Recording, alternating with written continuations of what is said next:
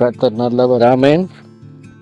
கலாத்தியர் 3ஆம் அதிகாரம் 6-9 வசனங்களை முதல்ல நம்ம வாசிப்போம். அப்படியே ஆபிரகாம் தேவனை விசுவாசித்தான், அது அவனுக்கு நீதியாக எண்ணப்பட்டது. ஆகையால் விசுவாச மார்க்கத்தார்கள் எவர்களோ அவர்களே ஆபிரகாமின் பிள்ளைகள் என்று அறிவீர்களாக. மேலும் தேவன் விசுவாசத்தினாலே புறஜாதிகளை நீதிமான்களாக்குகிறார் என்று வேதம் முன்னாக கண்டு, உனக்குள் சகல ஜாதிகளும் ஆசீர்வதிக்கப்படும் என்று ஆபிரகாமுக்கு சுவிசேஷமாய் முன்னறிவித்தது. அந்தபடி விசுவாச மார்க்கத்தார் விசுவாசமுள்ள ஆபிரகாமுடனே ஆசீர்வதிக்கப்படுகிறார்கள். அல்லேலூயா. இங்க ஆபிரகாமுடைய விசுவாசத்தை குறித்து சொல்லப்பட்டிருக்கிறது. ஆபிரகாமுக்கு விசுவாசம் எப்படி வந்துச்சு அப்படின்னு சொன்னா, ஆபிரகாம் உடனே தேவனை விசுவாசிக்கல. அந்த அளவுக்கு விசுவாசத்துல அவ்வளவு பெருசா அவர் பலப்படல. எப்ப அவர் விசுவாசத்துல பலப்பட்டாருன்னு சொன்னா, வசனம் சொல்லுது ரோமர் 4ஆம் அதிகாரத்துல, அவர் தேவனுடைய வாக்கு தத்தத்தை தேவன் அவரோடு கூட வாக்கு தத்தம் பண்ணினாரா. ரோமர் 4ஆம் அதிகாரத்துல, அவன் விசுவாசத்திலே பலவீனமாய் இருக்கவில்லை. 4:19, அவன் ஏறக்குறைய 100 வயதுள்ளவனாயிருக்கும் போது தன் சரீரம் செத்து போனதையும் சாராளுடைய கர்ப்பம் செத்து போனதையும் எண்ணாதிருந்தான். தேவனுடைய வாக்கு தத்தத்தை குறித்து அவன் அவ்விசுவாசமாய் சந்தேகப்படாமல் தேவன் வாக்கு தத்தம் பண்ணினதை நிறைவேற்ற வல்லவராய் இருக்கிறார் என்று முழு நிச்சயமாய் நம்பி தேவனை மகிமைப்படுத்தி விசுவாசத்தில் வல்லவனானான். ஆபிரகாம் எடுத்த உடனே விசுவாசத்துல வல்லவனா மாறல. நம்மள மாதிரி விசுவாசத்துல அவரும் பலவீனமா தான் இருந்தார். அப்ப எப்படி இந்த விசுவாசம் அவருக்குள்ள வந்துச்சு அப்படின்னு சொன்னா, ரோமர் 4ஆம் அதிகாரத்துல தேவன் வாக்கு தத்தம் பண்ணினார். 12ஆம் அதிகாரத்திலேயே அவர் வாக்கு தத்தம் பண்ணார், இல்லைன்னு சொல்ல. 13, 14, 15ஆம் அதிகாரத்துலதான் அந்த வசனம் வருது. எந்த வசனம்னா, ஆபிரகாம் தேவனை விசுவாசித்தான், அது அவனுக்கு நீதியாக எண்ணப்பட்டது. எப்போ அப்போ ஆபிரகாம் தேவனை விசுவாசிச்சாருன்னா, ஆபிரகாமுடைய லெவலுக்கு தேவன் இறங்கி அவனோடு கூட உடன்படிக்கை பண்ணினார். அவனோடு கூட என்ன பண்ணாரு? உடன்படிக்கை பண்ணினார். உடன்படிக்கையினுடைய மேன்மை, உடன்படிக்கை குறித்ததான அறிவு ஆபிரகாமுக்கு இருந்துச்சு. அதனால டப்புன்னு அந்த விசுவாசத்தை அவன் பண்ணிட்டான், பிடிச்சிட்டான். அந்த நாட்கள்ல உடன்படிக்கை எப்படி பண்ணுவாங்கன்னு சொன்னோம், மிருகங்களை பலி செலுத்தி 2 பேரும் சில ஒப்பந்தங்களை எடுத்துக்கொண்டு உடன்படிக்கை பண்ணுவாங்க. உடன்படிக்கை 10 விதங்களில பண்ணுவாங்கன்னு நான் சொல்லி கொடுத்துருந்தேன். அல்ல, அப்ப ஆபிரகாமுக்கு இந்த ஸ்ட்ராங்கான அந்த ஃபெய்த் எப்ப வந்துச்சு அப்படின்னு சொன்னா, அந்த விசுவாசம் எப்ப வந்துச்சுன்னு சொன்னா, அவன் லெவலுக்கு இறங்கி தேவன் என்ன செஞ்சாருன்னா, மிருகங்களை கொண்டு வா பலி செலுத்துன்னு சொல்லி அந்த மிருகங்கள் நடுவே நடந்து அவனுக்கு வாக்கு கொடுத்தார். அல்லேலூயா. அப்ப அந்த நாட்கள் எல்லாமே மனிதர்கள் அப்படித்தான் என்ன பண்ணுவாங்கன்னு சொன்னா, ஒருத்தருக்கு ஒருத்தர் உடன்படிக்கை பண்ணி கொள்ளுவாங்க. வஸ்திரங்களை கொடுத்து, அப்புறம் ஆயுதங்களை கொடுத்து, அப்புறம் ஆட்டுக்குட்டியை கொடுத்து, அப்புறம் பலி செலுத்தி, ஒருத்தருக்கு ஒருத்தர் பரிமாறி சாப்பிட்டு, இப்படி எல்லாம் உடன்படிக்கை அவங்க பண்ணுவாங்க. இப்ப ஆபிரகாமுக்கு கூட செஞ்ச உடன்படிக்கையில இது வித்தியாசமான ஒண்ணு என்னன்னா, ரத்தத்தை சிந்தி அந்த ரத்தத்தின் நடுவே நடந்து அவர் உடன்படிக்கை பண்ணினார். அதனால ஆபிரகாமுக்கு நல்லா தெரிஞ்சது, எல்லா உடன்படிக்கை காட்டிலும் ரத்த உடன்படிக்கை ரொம்ப ஸ்ட்ராங் ஆனது. அதனால கர்த்தர் கண்டிப்பா எனக்கு கொடுத்த வாக்கு தத்தத்தை அவர் நிறைவேற்றுவார். அல்லேலூயா. அப்ப அவனுடைய லெவலுக்கு அந்த நாட்கள்ல அவனுடைய நாலேஜுக்கு ஏற்றவாறு அவர் இறங்கி என்ன பண்ணாரு, அந்த ரத்தத்துல நின்று அவர் வாக்கு பண்ணினார். அந்த ரத்தத்துல நின்று வாக்கு பண்ணினத அவன் பார்த்தான், கேட்டான். அதை குறித்து ஒரு ஸ்ட்ராங்கான ஒரு நம்பிக்கை அவனுக்கு வந்துருச்சு. அந்த நம்பிக்கை தான் அவனுக்குள்ள ஒரு விசுவாசத்தை ஏற்படுத்துச்சு. அப்போ நம்ம லெவலுக்கு அவர் இறங்கி என்ன பண்றாருன்னா, நம்முடைய விசுவாசத்தை அவர் பலப்படுத்துகிறார். என்ன செஞ்சாருன்னா, ஆபிரகாம் 19 வாரீங்க, அவன் விசுவாசத்திலே பலவீனமா இருக்கவில்லை. அதுக்கு முன்னாடி விசுவாசத்துல அவன் பலவீனமா இருந்தான் என்னமோ தெரியல, இருந்திருக்கலாம். அந்த விசுவாசம் எப்ப பலப்பட்டுச்சுன்னா ஸ்ட்ராங்கா நின்று அந்த உடன்படிக்கையின் வார்த்தைகளை ஆபிரகாமுக்கு நேரா அவர் பேசினதுக்கு அப்புறம் தான் அவன் விசுவாசம் பலவீனமா இருக்கவில்லை. அல்லேலூயா. அவன் விசுவாசம் பலப்பட ஆரம்பித்தது. அப்ப தேவனுடைய வாக்கு தத்தத்தின் மீது, தேவனுடைய வார்த்தையின் மீது அவன் ஃபுல்லா என்ன பண்ணாரு? தன் கண்ணை வைத்தார். அல்லேலூயா. இன்னைக்கு தேவன் நம்மளுக்கு கொடுக்கப்பட்டிருக்கிற வாக்கு தத்தங்கள் மீது நாம் என்ன செய்யணும்? நம்முடைய கண்ணை வைக்கணும். எது மேல கண்ணை வச்சிருக்கிறோம்? தினந்தோறும் எது மேல கண்ணை வச்சிருக்கிறோம்? தேவனுடைய வார்த்தையின் மீது கண்களை வைக்கணும். அதான் போன வார்த்தை தியானிச்சோம். அவன் பார்க்கறது எல்லாமே பார்த்தீங்கன்னா நெகட்டிவாவே தெரியுது ஆபிரகாமுடைய கண்ணில். அதனால கர்த்தர் என்ன செஞ்சாருன்னா அவனுடைய சிந்தை என்ன பண்ணாரு? மாத்தினார். எப்படி சொன்னாரு வாக்கு தத்தத்தை? வானத்து நட்சத்திரத்தை பார், அந்த நட்சத்திரங்களை போல உன் சந்ததியை நான் என்ன பண்ணுவேன்? பெருக பண்ணுவேன். அப்ப இரவு தோறும் அவர் நட்சத்திரங்களை பார்க்க பார்க்க பார்க்க பார்க்க தேவன் சொன்ன வார்த்தை என்னாச்சு? அவருக்கு நினைவுக்கு சிந்தையில வந்துட்டே இருந்துச்சு. நடைமுறை வாழ்க்கையில தேவனுடைய வாக்கு தத்தத்தை கொண்டு வர ஆரம்பிச்சார். பகல்ல திடீர்னு ஆயிடுச்சு மைண்டு, மறுபடியும் அந்த பலவீனத்துக்குள்ள போயிடுச்சு. ஒரு நேரம் நல்லா இருக்கிறாரு, ஒரு நேரம் என்ன ஆயிடுறாரு? விசுவாசத்துல சோர்ந்து போயிடுறாரு. நைட் ஆனா நட்சத்திரங்களை பார்க்கும்போது தேவனுடைய வாக்கு தத்த வார்த்தை ஞாபகத்துக்கு வருது. அதை சிந்தையில போட்டு தியானிக்க தியானிக்க விசுவாசம் ஆயிடுது, பெருசா வர்ற மாதிரி தெரியுது. ஆனா பகல்ல பார்த்தா நட்சத்திரம் தெரியல. அதனால கர்த்தர் என்ன செஞ்சாரு? கடற்கரை மணலை பாரு, கீழே மணலை பாரு அப்படின்னு சொன்னாரு. இந்த மணலை போல உன் சந்ததி என்ன பண்ண போறேன்? பெருக பண்ண போறேன். இப்ப நைட்டும் பகலும் அவர் பார்க்க பார்க்க பார்க்க தேவனுடைய வார்த்தை வேணும் பண்ணிட்டு இருந்தாரு, பார்த்துட்டு இருந்தாரு. தேவனுடைய வார்த்தையவே சிந்திச்சுட்டு இருந்தார். அப்ப இந்த இருதயம் ஃபுல்லா என்ன ஆயிடுச்சுன்னா தேவனுடைய வாக்கு தத்தத்துல, தேவனுடைய வார்த்தையில அவர் என்ன ஆயிடுச்சாரு? நைட்டும் பகலும், இரவும் பகலும் வேதத்துல தியானமா இரு என்று எழுதியிருக்கிறபடி இரவும் பகலும் தேவனுடைய வார்த்தையில் அவரு தியானப்பட ஆரம்பிச்சார். அப்ப என்னாச்சு? அதை சிந்திக்க சிந்திக்க தியானிக்க தியானிக்க அவருக்குள்ள விசுவாசம் என்னாச்சு? ஊற்று மாதிரி வெடிக்க ஆரம்பிச்சிருச்சு. ஒரு ஊற்றை போல வெடிக்க ஆரம்பிச்சிருச்சு, நிரம்பி வழி ஆரம்பிச்சிருச்சு. அப்ப அந்த இருதயம் ஃபுல்லா, சிந்த ஃபுல்லா தேவனுடைய வார்த்தை இருந்ததுனால அந்த இருதயத்தின் நிறைவு என்ன பண்ணுச்சு? பேச ஆரம்பிச்சிருச்சு. வசனம் சொல்லுது பாருங்க, தேவன் வாக்கு தத்தம் பண்ணினதை 21வது வசனம் நிறைவேற்ற வல்லவராய் இருக்கிறார் என்று முழு நிச்சயமாய் நம்பி தேவனை மகிமைப்படுத்தி விசுவாசத்தில் வல்லவனானான். அல்லேலூயா. அப்ப விசுவாசத்துல எப்ப நம்ம வல்லவர்களா மாறுறோம்னா நைட்டும் பகலும் தேவன் நமக்கு கொடுக்கிற, இரவும் பகலும் தேவன் நமக்கு கொடுத்திருக்கிற, வாக்கு பண்ணியிருக்கிற வசனத்தை சிந்தித்து சிந்தையில நிரப்பும் போது, இருதயத்துல நிரப்பும் போது இருதயத்தின் நிறைவு என்ன பண்ணிரும்? பேச ஆரம்பிச்சிடும். 2 கொரிந்தியர் 4:13 சொல்லுகிறது, விசுவாசித்தேன் ஆகையால் பேசினேன் என்று எழுதியிருக்கிறபடி, விசுவாசித்தேன் ஆகையால் பேசினேன் என்று எழுதியிருக்கிறபடி நானும் அந்த விசுவாசத்தின் ஆவியை உடையவனாயிருந்து விசுவாசிக்கிறபடியால் பேசுகிறோம். அப்ப இருதயம் முழுவதும் விசுவாசம் அதேனுடைய வார்த்தையை சிந்திச்சதுனால வந்துருச்சு. அந்த விசுவாசம் என்ன பண்ணுச்சுன்னு சொன்னா இருதயத்தின் நிறைவாகப்பட்டது, வாய் பேச ஆரம்பிச்சிருச்சு. அல்லேலூயா. நம்ம இருதயத்துல என்ன இருக்குது, நம்ம சிந்தையில என்ன இருக்குதுங்கிறத நாம பேசுற வார்த்தையை வச்சு என்ன பண்ணிடலாம்? கண்டுபிடிச்சிடலாம். அப்ப ஆபிரகாமுடைய இருதயத்துல என்ன இருந்துச்சு? சிந்தையில என்ன இருந்துச்சு? தேவன் எனக்கு என்ன பண்ணியிருக்கிறாரு? சத்தியம் பண்ணியிருக்கிறார், தன்மேல் ஆணையிட்டு இருக்கிறார். அது ரத்தத்துல நடந்து போய் உடன்படிக்கை செஞ்சிருக்கிறார். அந்த ரத்த உடன்படிக்கையினுடைய காரியம் எவ்வளவு ஸ்ட்ராங் ஆனது, வல்லமை உள்ளதுன்னு ஆபிரகாமுக்கு நல்லா தெரியும். ஆபிரகாமுக்கு நல்லா தெரியும். அப்போ ரத்தத்துல நடந்து உடன்படிக்கை செஞ்சவர் சாதாரண மனுஷர் அல்ல, தேவாதி தேவன், கர்த்தாதி கர்த்தர். அவரே என்ன பண்றாரு? உன் லெவலுக்கு, அவன் லெவலுக்கு இறங்கி அவனுக்கு சத்தியம் பண்ணார். அதனாலதான் விசுவாசத்துல என்ன ஆனாரு? வல்லவரானார். அல்லேலூயா. இயேசு நம்ம லெவலுக்கு இறங்கி என்ன பண்ணாரு? சிலுவையில ரத்தத்தை சிந்தி ஜீவனை கொடுத்து நமக்கு என்ன பண்ணிருக்கிறாரு? புது உடன்படிக்கை பண்ணிருக்கிறார், வாக்கு தத்தங்களை கொடுத்திருக்கிறார், வார்த்தைகளை கொடுத்திருக்கிறார்.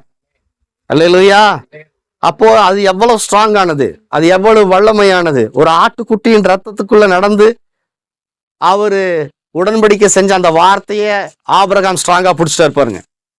ஆனா உங்களுக்கும் எனக்கு தேவன் அப்படி அல்ல, தன் சொந்த ரத்தத்திலேயே அல்லேலூயா நின்று, தன் சொந்த ரத்தத்துல நின்று அவர் உடன்படிக்கை செஞ்சிருக்கிறார், நமக்கு வாக்கு கொடுத்திருக்கிறார். அப்ப அந்த வார்த்தையை நாம் என்ன செய்யணும்? இரவும் பகலும் சிந்திக்கணும். இது சும்மா கொடுக்கல அவரு. வசனம் சொல்றது 2 கொரிந்தியர் 1:20, எங்களால் தேவனுக்கு மகிமை உண்டாகும்படி தேவனுடைய வாக்கு தத்தங்கள் எல்லாம் இயேசு கிறிஸ்துவுக்குள் ஆம் என்றும் அவருக்குள் ஆமேன் என்றும் இருக்கிறதே. அப்ப இந்த தேவனுடைய வாக்கு தத்தத்தை நீங்க நைட்டும் பகலும் சிந்திச்சு இல்ல, அந்த இருதயத்தின் நிறைவு என்ன பண்ணும்? சிந்தையின் நிறைவு என்ன பண்ணும்? வாயில நீங்க பேச ஆரம்பிச்சிடணும். அப்ப நான் தான் அது வேலை செய்யும். நான் மனசுக்குள்ளே நினைச்சுக்கிறேன், என்ன பண்றேன்? மனசுக்குள்ள ஃபுல்லா நினைச்சதே கண்டிப்பா வாயில வரணும். அப்பனா தான் ஃபுல்லா இருக்குதுன்னு அர்த்தம் மனசு. இல்லைன்னா மனசு என்ன ஆகல? ஃபுல் ஆகலன்னு அர்த்தம், நிறையலன்னு அர்த்தம். ஏசு என்ன செஞ்சாரு? மத்தேயு 4ஆம் அதிகாரத்துல இரவும் பகலும் 40 நாள் அவர் ஃபாஸ்டிங் இருந்தார். ஃபாஸ்டிங் இருந்து என்ன செஞ்சாரு?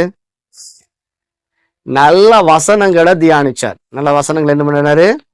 அதனாலதான் பிசாசு வந்த உடனே என்ன பண்ணாரு? பிசாசு என்ன கேட்கிறான்? இந்த கல்லு பசி வந்துடுச்சு அவருக்கு, இந்த கல் அப்பமாகும்படி சொல்லும்னு சொல்றான். உடனே ஏசு என்ன சொன்னாரு? மனுஷன் அப்பத்தினாலே மாத்திரமல்ல தேவனுடைய வாயிலிருந்து புறப்படுகிற ஒரு வார்த்தையினாலும் பிழைப்பான் என்று எழுதி இருக்கிறதேன்னு சொன்னார். அப்ப அவருடைய இருதயம் நைட்டும் பகலுமா 40 நாள் அளவும் எதுல நிறைஞ்சிருந்தாரு?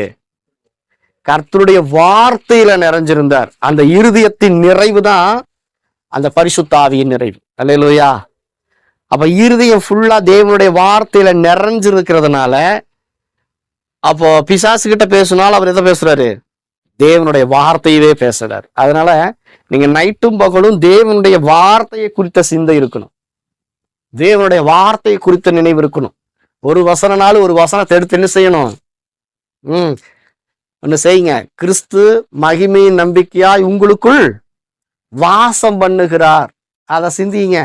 எனக்குள்ள ஒருத்தர் வாசம் பண்ணுகிறார், எனக்குள்ள ஒருத்தர் வாழ்ந்துட்டு இருக்கிறார். ஆமா, மகிமையின் நம்பிக்கையா எனக்குள்ள இருக்கிறார், என் இருதயத்துக்குள் இருக்கிறார், அவர் எனக்குள் உலாவுகிறார். இனி நான் அல்ல, கிறிஸ்துவே எனக்குள்ள வாழ்கிறார், கிறிஸ்துவே எனக்குள்ள வாழ்கிறார். கலாத்தியர் 2:20 பவுல் சொல்றாரு பாருங்க, கிறிஸ்துவுடனே கூட சிலுவையில் அடிக்கப்பட்டேன், ஆயினும் பிழைத்திருக்கிறேன். இனி நான் அல்ல, கிறிஸ்துவே எனக்குள் வாழ்ந்து கொண்டிருக்கிறார். அல்லேலூயா. அப்ப பவுலுடைய உருமால்களிலிருந்து வல்லமை ஏன் புறப்பட்டுச்சுன்னா, அவர் நைட்டும் பகலும் எதை சிந்திச்சுட்டு இருந்தாரு? இனி நான் அல்ல, கிறிஸ்து வாழ்கிறார். என்ன பண்றாரு? ஆமா, இந்த சரீரத்துல கிறிஸ்து வாழ்கிறார், கிறிஸ்து சிந்திக்கிறார்.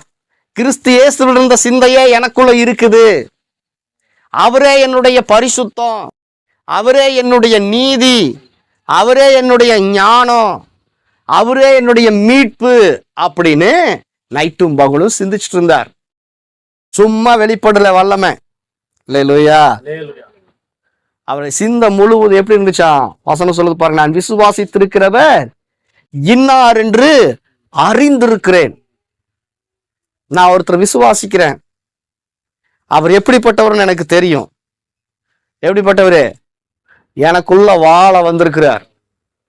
எனக்குள்ள வாழ வந்திருக்கிறவரை குறித்து சரியான அறிவு நமக்கு வேணும். அல்லேலூயா. உடன்படிக்கை குறித்து சரியான அறிவு ஆபிரகாமுக்கு இருந்ததுனாலதான் அவர் விசுவாசத்துல வல்லவனானார்.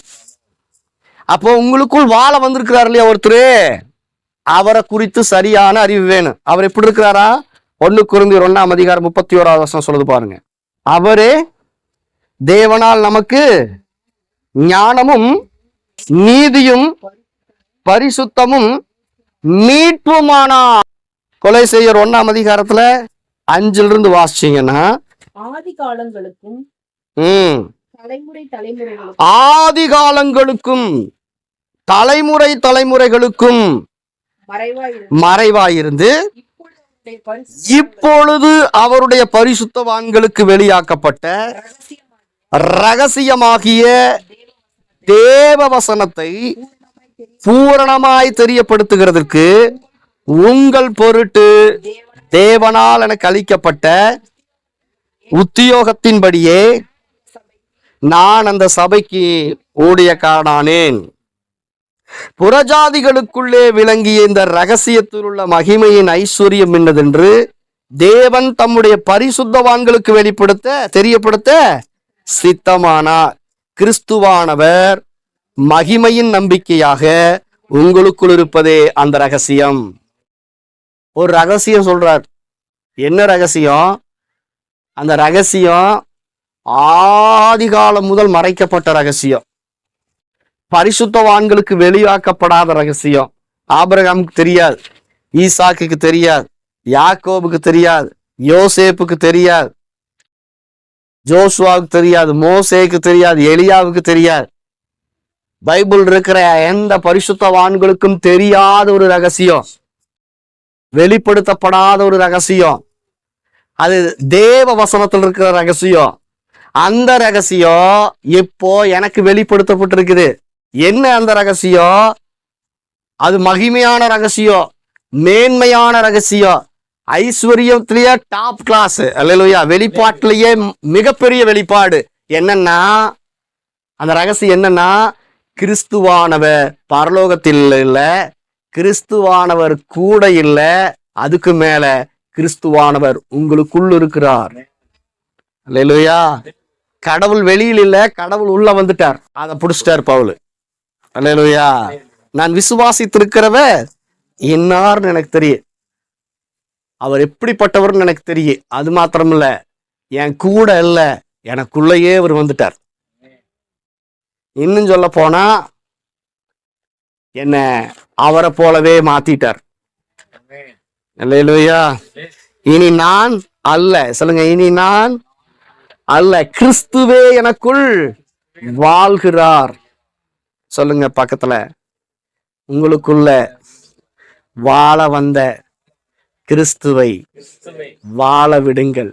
நாம வாழ்றோமோ இல்லையோ, நமக்குள்ள கிறிஸ்து வாழ வேண்டும். அவர் சொல்றார், ஏசு என்ன சொல்றாரு, உள்ள வந்துட்டு உங்களை பார்த்துட்டு, உனக்குள்ள வந்துட்டேன் நானு, என்னை கொஞ்சம் வாழ விடுறியா அப்படின்னு கேட்கிறார்.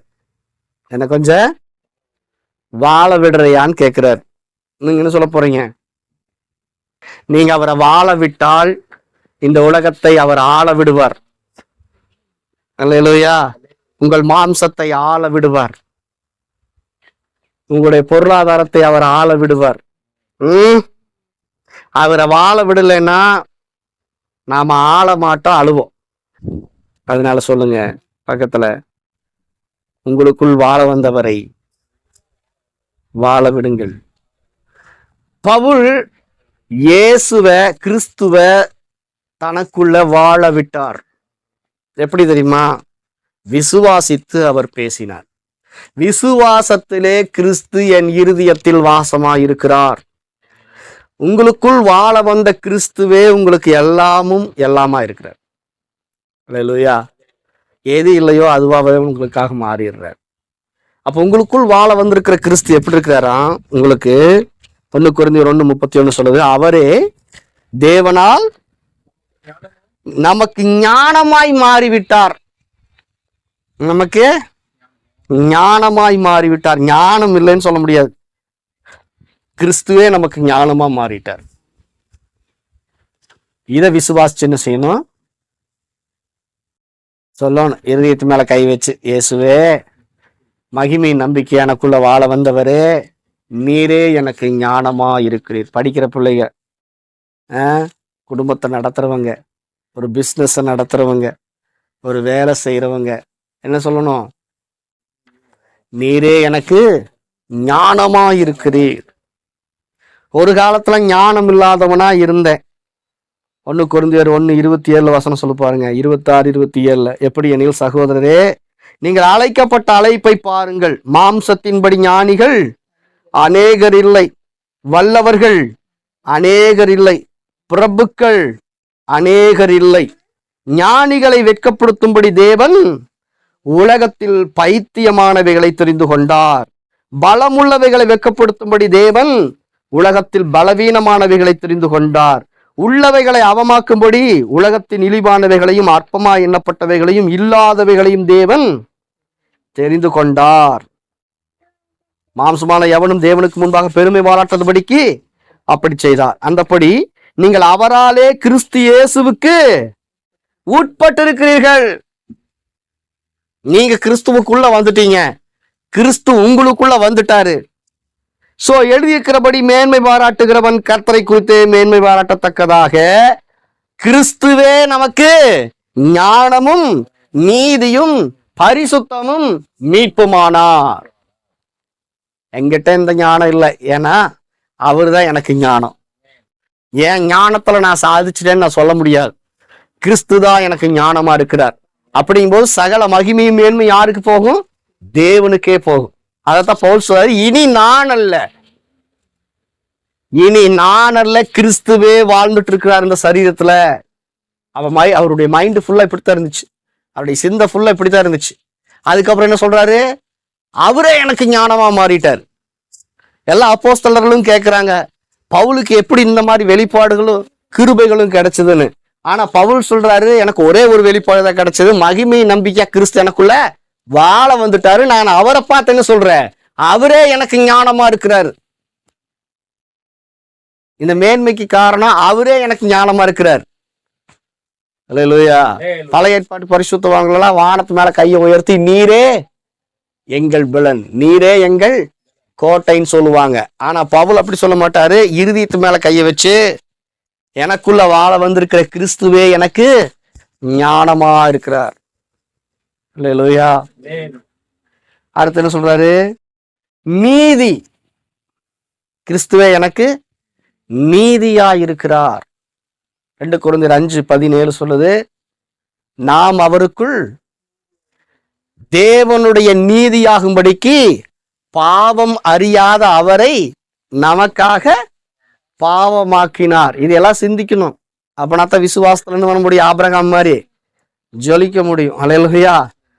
அப்போ அவர் எனக்கு நீதியானார். சொல்லுங்க, அவரே எனக்கு நீதியானார். அவர் என்ன ஆயிட்டாரு? சிலுவையில பாவம் அறியாத அவரை பாவமாக்கினார், எனக்காக பாவமாக்கினார். இப்படி சொல்றீங்க கேளுங்க. சிலுவையில என்ன நடந்துச்சு தெரியுமா? பாவம் அறியாத அவர் பாவமானார். நீதினா என்னன்னு தெரியாத நாம நீதி ஆயிட்டோம். சொல்லுங்க, பாவம் அறியாத அவர் பாவமானார். பாவம்னு என்னன்னு தெரியாத அவர் பாவமாயிட்டார். நீதினா என்னன்னு தெரியாத நாம நீதி ஆயிட்டோம். இது உங்களால் உண்டானதல்ல, இது தேவனுடைய ஈவு. கிருபையினாலே விசுவாசத்தை கொண்டு ரட்சிக்கப்பட்டீர்கள். அப்ப தேவனுடைய கிருபை என்ன பண்ணுச்சு? அவரை பாவமாக்கிருச்சு. பாவம்னா என்னன்னு தெரியாதவருக்கு, பாவம் செய்யாதவர், பாவம்னா என்னன்னே தெரியாது, அப்பேற்பட்டவரை பாவமாக்கி நீதினா என்னன்னு தெரியாத நம்ம, நீதினா அநியாயம் நம்மளுக்கு நல்லா தெரியும், பாவம் நல்லா தெரியும். அப்பேற்பட்டவங்களை, நீதினா என்னன்னே தெரியாதவங்களை நீதிமானாக்கினார். இன்னொருபடி அவங்க நாம தேவனுடைய நீதியாவே மாறிட்டோமா. அப்ப தேவனுடைய வார்த்தை உங்களை பார்த்து என்ன சொல்லுது? நீங்க பாவி அல்ல, நீங்க தேவனுடைய நீதி. இதுதான் புதிய ஏற்பாட்டினுடைய புது உடன்படிக்கையினுடைய ஆரம்ப சத்தியம். அப்ப பவுல் ஒவ்வொரு முறை என்ன சொல்ல வர்றாரு? கிறிஸ்து எனக்குள்ள வாழ்ந்துட்டு இருக்கிறாரு, இனி நான் கிடையாது, அவர் எனக்குள்ள வாழ்ந்துட்டு இருக்கிறாரு, இது ஏன் தலை கிடையாது, இதுல நான் சிந்திக்கல, தேவனே எனக்கு ஞானமா மாறிட்டாரு. சொல்லுவீங்களா உங்க சரீரத்தை பார்த்து, உங்க ஆத்மாவை பார்த்து? அவர் எனக்கு ஞானம் ஆயிட்டாரு. இப்போ அவரு பாக்குறாரு, என்ன பண்றாரு? என் கண்ணு வழியா அவரு பார்த்ததுனாலதான் அசுத்தாவி என்ன பண்ணுது? ஓடுதுன்னு சொல்றாரு. புரியுதா உங்களுக்கு விஷயம்? இப்படியே அவர் நைட்டும் பகலும் சிந்திக்க ஆரம்பிச்சார்.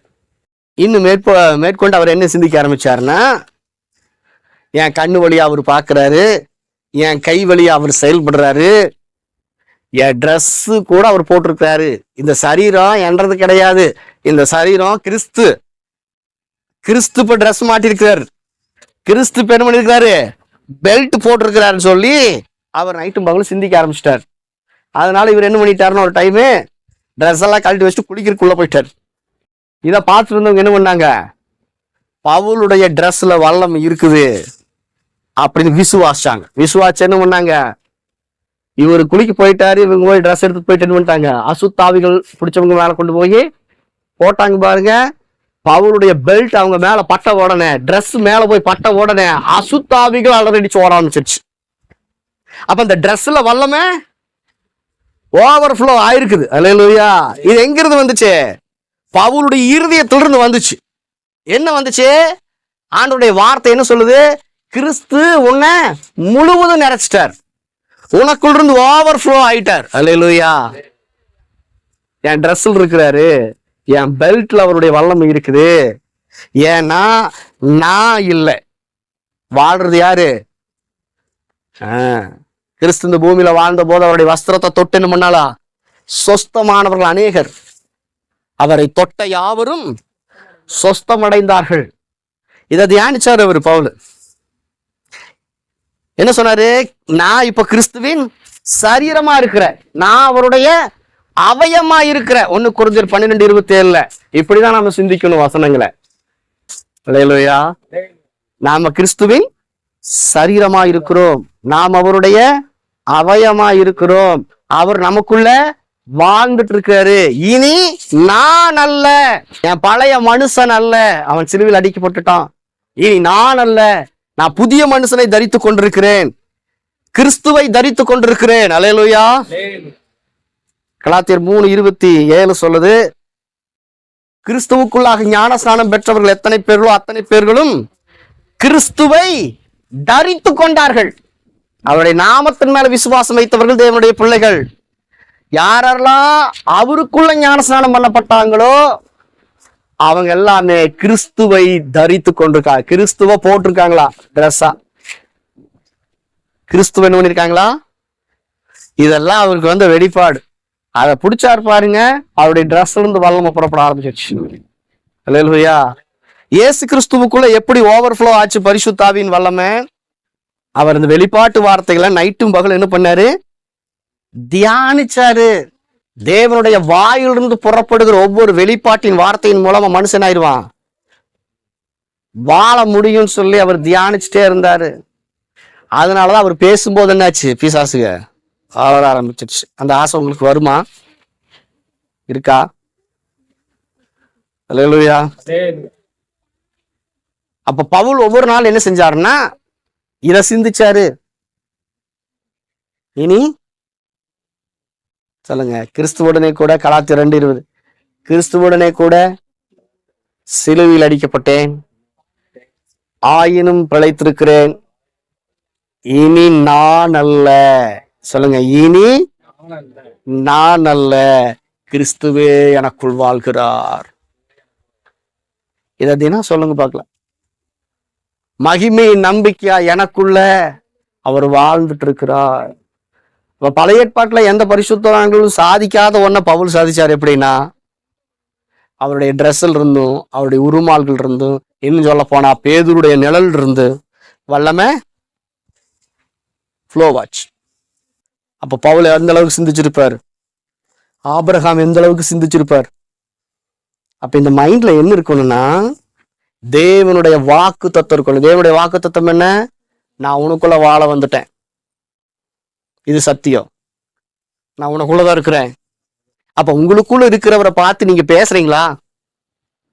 ஒரு வீட்டுல 2 பேர் இருக்கிறீங்கன்னு வச்சு, கணவன் மனைவி, ஒருத்தருக்கு ஒருத்தர் பேசாம இருந்தா எப்படி இருக்கு? அவங்க இருக்கிறது ஒண்ணு, இல்லாதது ஒண்ணுங்கிற மாதிரிதான் ஆயிரும். அப்ப உங்களுக்குள்ள வாழ வந்திருக்கிறாரு உங்க வீட்டுக்காரரு. அப்ப அவரோட நீங்க என்ன பண்ணணும், பேசணும். இருதயத்து மேல கையை வச்சு சொல்லுங்க இந்த வசனத்தை எடுத்து, மகிமையின் நம்பிக்கையா எனக்குள்ள நீங்க வாழ வந்திருக்கிறீங்க, உங்களுக்கு ஸ்தோத்திரம். ஒரு குழந்தைகிட்ட பேசுற மாதிரி பேசுங்க. பேசுவீங்களா? குழந்தைய கொஞ்சுவீங்களா? அது மாதிரி கொஞ்சுங்க. அல்லேலூயா. வல்லமை புறப்பட ஆரம்பிச்சிடும். இதுக்கு போய் நான் பாசிட்டிவ் ஓட்டு மண்டை உடைச்சிட்டு இருக்காம இதை செய்யுங்க. அல்லேலூயா. உங்களுக்குள்ள வாழ வந்துட்டார், மகிமை நம்பிக்கையா இருக்கிறார், அல்லேலூயா.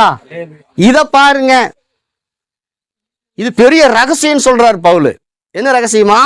ஆதி காலத்திலிருந்து மனுஷன் உண்டானதன் முதற்கொண்டு பரிசுத்தவான்களுக்கு தெரியாத ஒரு ரகசியத்தை நான் உங்களுக்கு சொல்றேன். என்ன அப்படின்னா, தலைமுறையா மறைக்கப்பட்ட ரகசியம், 6000 வருஷமா தெரியாத ஒரு ரகசியம். என்ன ரகசியம்னா, அந்த தேவாதி தேவன் கர்த்தாதி கர்த்தர் உனக்குள்ள வாழ வந்துட்டாரு, உனக்குள்ளவா இருக்கிறாரு, அவரை வாழ விடுன்னு சொல்றாரு. சொல்லுங்க, இருதயத்துல கை வச்சு, ஆண்டவரே நீங்க எனக்குள்ள வந்துட்டீங்க, இனி நான் அல்ல, நீங்க வாழுங்க, நீங்க பேசுங்க, நீங்க பாருங்க, நீங்க சிந்திங்க. அல்லேலூயா. உங்க சிந்தை எனக்கு வரணும். அதனால பவுல் சொல்றாரு பாருங்க, கிறிஸ்து இயேசுவில் இருந்த சிந்தை உங்களுக்குள்ள இருக்கட்டும். கிறிஸ்து இயேசுவில் என்ன இருந்துச்சு சிந்தை? அவர் எப்படி சிந்திச்சாரு இயேசு? யோவான் 10:30, நானும் பிதாவும் ஒன்றாகவே இருக்கிறோம். பிதா எனக்கு எதையுமே மறைக்க மாட்டாரு, எல்லாத்தையும் எனக்கு சொல்லிடுவாரு, படம் போட்டு காமிப்பாரு நான் என்ன செய்யணுங்கிறத. யோவான் 5:19 சொல்றார், பிதாவானவர் செய்ய குமாரன் காண்கிறது எதுவோ அதையே என்று வேறொன்றையும் அவர் தாமாய் செய்ய மாட்டார். அல்லேலூயா. இன்னைக்கு குருடனுடைய கண்ணு திறக்கணும், நாளைக்கு குஷ்டரோகியை திறக்கணும், சுத்தம் பண்ணணும். இது எல்லாமே பார்த்தீங்கன்னா பிதாவுக்கும் அவருக்கும் உள்ள ரிலேஷன்ஷிப்ல வந்துச்சு, உறவுல அடிப்படையில தான் வந்துச்சு. அல்லேலூயா. இயேசு எப்படி பிதாவை வெளிப்படுத்தினாரு? பிதாவும் இயேசுவும் ஒண்ணுக்குள்ள ஒண்ணு ஆயிட்டாங்க. பவுலும் கிறிஸ்துவும் ஒண்ணுக்குள்ள ஒண்ணு ஆயிட்டாங்க. அல்லேலூயா. நீங்களும் இயேசுவும் ஒண்ணுக்குள்ள ஒண்ணு ஆகும்போது கண்டிப்பா அற்புத அடையாளங்கள் ஈஸியா நடக்கும். அப்ப ஆண்டவர் எந்த அளவுக்கு நிரம்பணும்னு பாருங்க. அப்ப எந்த அளவுக்கு நீங்க சிந்திக்கணும்னு பாருங்க. பவுல் இரவும் பவுலும் அதுதான் சிந்திச்சார். கிறிஸ்து எனக்குள் இருக்கிறார், மகிமையின் நம்பிக்கையா எனக்குள் இருக்கிறார், கிறிஸ்து இயேசுவில் இருந்த சிந்ததா எனக்குள்ள இருக்குது. இனி நான் அல்ல, கிறிஸ்து தான் வாழ்ந்துட்டு இருக்காரு. அவர் காலம் சொல்லி இப்பொழுது கிறிஸ்து எந்திரிச்சிட்டாரு பாரு. இப்ப கிறிஸ்து என்ன பண்றாரு? பல்லு வளர்க்கிறாரு. அல்லேலூயா. கிறிஸ்து இப்ப வாய் கொப்பளிக்கிறார். சொல்லுங்க. கிறிஸ்து இப்ப புது ட்ரெஸ் கிறிஸ்து போய் பழைய ட்ரெஸ் போடுவாரா? நல்லா அயன் பண்ணி சூப்பரா புது ட்ரெஸ் போடுறாரு. இப்ப கிறிஸ்து என்ன பண்றாரு? மார்க்கெட்டுக்கு போறார், போய் காய்கறி வாங்குறாருன்னு சொல்லி காய்கறி வாங்கினீங்கன்னா அந்த மாதிரி ரசிக்கப்பட்டு அந்த மாதிரி ஆட ஆரம்பிச்சிரு. அல்லேலூயா. சொல்றது பைத்தியகாரத்தனமா இருக்கு இல்லையா? பைத்தியமாய் தோன்றுகிற பிரசங்கத்தினாலே மற்றவங்களை ரட்சிக்க தேவனுக்கு பிரியமாயிற்று. அல்லேலூயா. பவுல் அப்படிதான் பண்ணார். பவுல் அப்படிதான். அப்ப 24 hours யாரோட கனெக்ட் இருக்கிறாரு? பவுல் யாரோட கனெக்ட் இருக்கிறாரு? கர்த்தரோடு கூட கனெக்ஷன் ஆயிட்டார். கர்த்தரோடு இசைந்திருக்கிறவன் அவரோடு கூட ஒரே ஆவியா இருக்கிறான். அப்ப அவருடைய எண்ணம் எல்லாம் என்ன ஆயிடுச்சு தெரியுமா? அவருடைய மைண்ட் எப்படி பிரெயின் வாஷ் பண்ணி வச்சிருந்தாரு தெரியுமா? நான் வேற, அவர் வேற கிடையாது. இப்ப இந்த சரீரத்தை நான் கொடுத்துட்டேன், அவரு தான் வந்துட்டு இருக்கிறாரு, வாழ்ந்துட்டு இருக்கிறாரு. அசுத்தாவி பிடிச்சவங்க எல்லாம் பாருங்க. பிரேத கல்லறையில ஒருத்தர் இருந்தான், அவனுக்கு சரீரம் இருந்துச்சு. அல்லேலூயா. அவனுக்கு புத்தி எல்லாம், அவன் புத்தி அவங்கிட்ட இல்ல, அவன் சிந்தை அவங்கிட்ட இல்ல, அவங்கிட்ட இருக்கிற அறிவு அவங்கிட்ட இல்ல, தெளிவு அவங்கிட்ட இல்ல. ஃபுல் அண்ட் ஃபுல் என்ன பண்ணுச்சு? அசுத்தாவி அவனை பிடிச்சு வச்சிருந்துச்சு. இப்ப அவன் என்ன செய்யறதுன்னு அவனுக்கே தெரியல. அப்ப யார் செஞ்சுட்டு இருக்கிற? அவனுக்குள்ள இருந்து அசுத்தாவி செய்து. அசுத்தாவி என்ன செய்யுது? அந்த சரீரத்தை கல்லறைக்கு கொண்டு போகுது, கூக்குரலிட வைக்குது, கல்லுகளால தன்னை காயப்படுத்தி கொள்ள வைக்குது, தனிமைப்படுத்தி வச்சிருச்சு அவனை. அப்ப ஃபுல் அண்ட் ஃபுல் அசுத்தாவி அவன் என்ன பண்ணிடுச்சு? ஆட்கொண்டு அவனை நடத்த ஆரம்பிச்சது. அதே மாதிரிதான் பரிசுத்த ஆவியானவர் பவுல் ஆட்கொண்டார். அப்ப அந்த அசுத்தாவிக்கு அவன் எவ்வளவா இடம் கொடுத்து வச்சான்னு பாருங்க. நீங்க எவ்வளவு இடம் கொடுத்துருக்கிறீங்க உங்க வீட்டுல? ரூம்ல, உங்க ரூம்னு நான் உங்களை சொல்றேன், உங்களுக்கு 3 ரூம் இருக்குது. ஆவி, ஆத்மா, சரீரம். சரீரத்துல மட்டும் அவரை வச்சுக்கலான்னு முடிவு பண்ணிருக்கிறீங்க, அல்லது ஆவியில மட்டும் வச்சுக்கலான்னு முடிவு பண்ணிட்டீங்க. கருவூலத்துல மட்டும் இருங்க, வெளியே வந்துடாதீங்க. சாமி அறையில மட்டும் சாமி இருந்துச்சாரு. கிச்சனுக்கு வரக்கூடாது, ஹாலுக்கு வரக்கூடாது, வெளியிலையும் வந்துடக்கூடாது. ஆவியில மட்டும் இருக்கட்டும். ஆவியில் இருக்கிறாரா? இருக்கிறார். அடுத்து அவர் ஹால் கூட்டுவாங்க, உங்க ஆத்மாவுக்கு கூட்டிட்டு வாங்க. அல்லேலூயா. உங்க சிந்தையில உலாவ விடுங்க, உங்க சிந்தையில உலாவ விடுங்க. பவுல் சொல்ற மாதிரி சொல்லுங்க, இந்த வசனங்களை எடுத்து பேசுங்க. ஒரே ஒரு வசனம் போது உங்களை மாத்திரு. என்னது? ஆதி காலமா தலைமுறையா யாருக்கும் தெரியாத ஒரு ரகசியம் எனக்கு இன்னைக்கு தெரிஞ்சிருச்சு. என்ன ரகசியம்னா, கிறிஸ்துவானவர் எனக்குள்ள வாழ வந்துட்டாரு. அவரே எனக்கு ஞானமா மாறிட்டாரு. அவரே எனக்கு பரிசுத்தமா மாறிட்டார். அல்லேலூயா சொல்லுங்க. பரிசுத்தமா மாறிட்டார். அவருதான் என்னுடைய பரிசுத்தம். சொல்லுங்க. நானா பரிசுத்தமா வாழணும்னு நினைச்சேன்னா அடுத்த செகண்ட கீழே விழுந்துருவேன். நான் கோவப்படக்கூடாது, அடிக்க கூடாது பிள்ளைகளை அப்படி முடிவு பண்ணீங்கன்னா அடுத்த செகண்ட் அடிப்பீங்க அவர்களை. அல்லேலூயா. பேசக்கூடாது, திட்டக்கூடாதுன்னா அடுத்த செகண்ட பேசுவீங்க, திட்டுவீங்க. அல்லேலூயா. நான் இந்த காரியத்தை பண்ணக்கூடாதுன்னு நினைச்சா அடுத்த செகண்ட் அதை பண்ணுவீங்க. காரணம் என்னன்னா, இப்ப நீங்களா கனி கொடுக்க ஆரம்பிச்சிட்டீங்க. நான் என்ன சொல்றேன்னா, கொடி தானா கனி கொடுக்காது. கொடி செடியோட இணைஞ்சாதான் கனி கொடுக்கும். இந்த செடியோட கொடி இணைஞ்சிருச்சு. இனி நான் நல்ல கிறிஸ்து தான். ஏன்னா அவருக்குள் இருந்து எல்லாமே எனக்குள்ள வெளிப்பட ஆரம்பிக்குது. அல்லேலூயா சொல்லுங்க.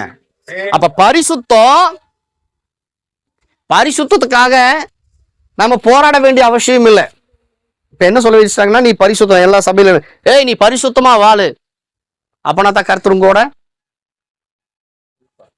பேசுவார். கர்த்தர் அப்பதான் உங்கூட இடைபடுவார் அப்படின்னு சொன்ன உடனே ஃபுல்லா நின்னுட்டாங்கன்னா பரிசுத்தத்து மேல ஃபோக்கஸ் பண்ணிட்டாங்க. நீ பரிசுத்தமா இருந்தா தான் இது உனக்கு கிடைக்கும், நீ பரிசுத்தமா இருந்தா தான் இது கிடைக்கும். அவனே பரிசுத்தமா வாழ முடியாம தான் உள்ள வந்திருக்கான். மறுபடியும் போயிட்டு அவனே என்ன பண்ணிட்டாங்க தெரியுமா? வண்டி மாடு இருக்கு இல்லையா, வண்டி மாடு பார்த்துருக்கீங்களா? மாட்டை கொண்டு போய் பின்னாடி கட்டிட்டாங்களா, வண்டிக்கு பின்னாடி கட்டிட்டாங்க. இப்ப அடிக்கிறாங்க, போகுமா? போகாது. மாட்டை கொண்டு வந்து வண்டிக்கு முன்னாடி கட்டணும் இல்லையா? இப்ப அப்படின்னால என்ன ஆயிருது? நான் வண்டியில மாட்டை கொண்டு வந்து முன்னாடி கட்ட சொல்றேன், தேவனை முன்னாடி வைக்க சொல்றேன். அல்லேலூயா. அவருதான் உங்களுடைய பரிசுத்தம் சொல்றேன், அவருதான் உங்களுடைய நீதின்னு சொல்றேன், அவருதான் உங்களுடைய மீட்புன்னு சொல்றேன். அவரு மேல உங்க கண்ணை வையுங்கன்னு சொல்றேன். வச்சீங்கன்னா ஆட்டோமேட்டிக்கா வண்டி அது பாட்டுல போகும். வண்டி மாட்டை முன்னாடி கட்டாம பின்னாடி கட்டிட்டு வண்டி போக மாட்டேது, பரிசுத்தமா வாழ முடியல, நீதியா வாழ முடியல அப்படின்னா கண்டிப்பா வண்டி போகாது. ஒரு இன்ச்சு கூடாது. நீங்க இப்படி எடுத்தீங்கன்னா அது அப்படி இழுக்கும் ஆப்போசிட்ல.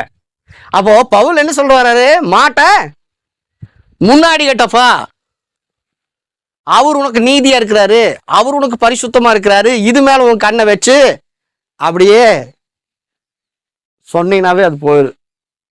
அப்ப பரிசுத்தமா வாழ்றது ஈஸியா மாறிடுங்கிறாரு, நீதியா வாழ்றது ஈஸியா மாறிடுங்கிறாரு. அல்லேலூயா. அப்ப பழைய ஏற்பாட்டுல செஞ்சது எல்லாமே மாட்டை பின்னாடி கட்டிட்டாங்க. அதனால அவங்களால என்ன பண்ண முடியல? பரிசுத்தத்துல நிலைச்சிருக்க முடியல. அல்லேலூயா. இப்போ ஒரு ரகசியம் தெரிஞ்சிருச்சு பவுலுக்கு. யாருக்குமே தெரியாத ஒரு ரகசியம். என்னடா வண்டி மாட்டை கொண்டு வந்து பின்னாடி கட்டி இருக்கிறாங்க, அட முன்னாடி கட்டுங்களான்னு சொன்னாரு. அல்லேலூயா. முன்னாடி கட்ட சொன்னாரு பாருங்க. சபையை பார்த்து சொல்றாரு, அவரே உங்களுக்கு ஞானமா இருக்கிறாரு, அவரே உங்களுக்கு பரிசுத்தமா இருக்கிறாரு, அவருதான் எனக்கு பரிசுத்தம் அப்படின்னு நீங்க சிந்திக்க ஆரம்பிச்சீங்கன்னா பரிசுத்தமா ஈஸியா வாழ ஆரம்பிச்சிருவீங்க. கிறிஸ்து நமக்கு பரிசுத்தமா இருக்கிறாரு, நீதியா இருக்கிறாரு. இத நைட்டும் பகலும் என்ன பண்ணணும்? சிந்திக்கணும். இது பவுல் மாதிரி என்ன பண்ணணும்? இப்படி சிந்திச்சா தான் நீங்க அவரை வாழ வைக்கிறீங்க. ஆண்டவரே, நீங்க தான் எனக்கு ஞானம், நீங்க தான் எனக்கு பரிசுத்தம், நீங்க தான் எனக்கு நீதி. என் ட்ரெஸ்ல நீங்க எனக்குள்ள இருந்து வாழ்றீங்க, நீங்க எனக்குள்ள இருந்து பாக்குறீங்க, நீங்க எனக்குள்ள இருந்து பேசுறீங்க. அப்ப உங்க மைண்டை இப்படி என்ன பண்ணணும்? தேவனுடைய வார்த்தையில நிரப்பணும். ஆபிரகாம் அப்படிதான் செஞ்சாரு. நைட்டும் பகலும் என் சந்ததி வானத்து நட்சத்திரம் நைட்ல பார்க்கும்போது, பகல்ல மணலை பார்க்கும்போது இது என் வானத்து பூமி கடற்கரை போல மணலை போல இருக்குன்னு சொன்னாரு. தேவனுடைய வார்த்தை அப்படி என்ன பண்ணாரு? நைட்டு மகளும் சிந்திக்க ஆரம்பிச்சாரு. விசுவாசத்துல வல்லவனா மாறிட்டாரு. சிந்திச்சு மாத்திரமல்ல, அந்த இருதயத்தினரை அவரை பேச வச்சிருச்சு. அல்லேலூயா. சிந்திச்சுட்டே இருந்தாரு பாருங்க, பேசிட்டாரு. சிந்திச்சுட்டே இருந்தாரு பாருங்க, நம்ம ஏதாவது சிந்திக்க பண்ண வச்சுக்கோ, திடீர்னு தன்னை போல பேசிட்டு இருப்போம். அல்லேலூயா. பேசியிருக்கிறோமா? ரொம்ப ஆழ்ந்து அந்த கான்சியஸ் மைண்ட் இருக்குல்ல, உள்ள போயிருச்சுன்னா திடீர்னு பேச ஆரம்பிச்சிருவோம்.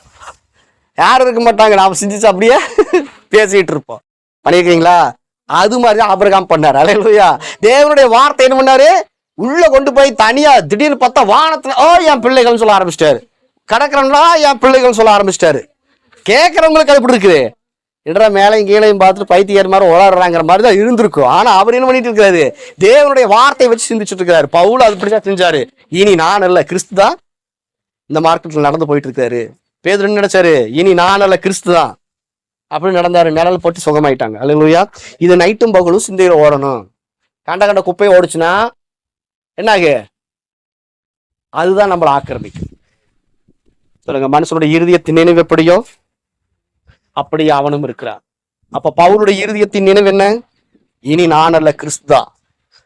கிறிஸ்தா நடக்கிறாரு, கிறிஸ்தா பேசுறாரு, கிறிஸ்தா பிரசங்கிக்கிறாரு, கிறிஸ்துதா தொடுறாரு, கிறிஸ்துதா சுகமாக்குறாரு, கிறிஸ்துதா நடக்கிறாரு. கிறிஸ்து பெல்ட் போட்டிருக்கிறாரு. எந்த அளவுக்கு போயிருக்கிறாரு பாரு. பழைய ஏற்பாட்டுல ஒரு வசனம் இருக்குது. இந்த பாட்டு பைத்தியமானார் பத்தி தாவீது திடீர்னு சொல்லிட்டாருன்னா, வானமே நீ பாடு அப்படின்னு சொல்றாரு. பூமியை நீ கேளுங்கிறாரு.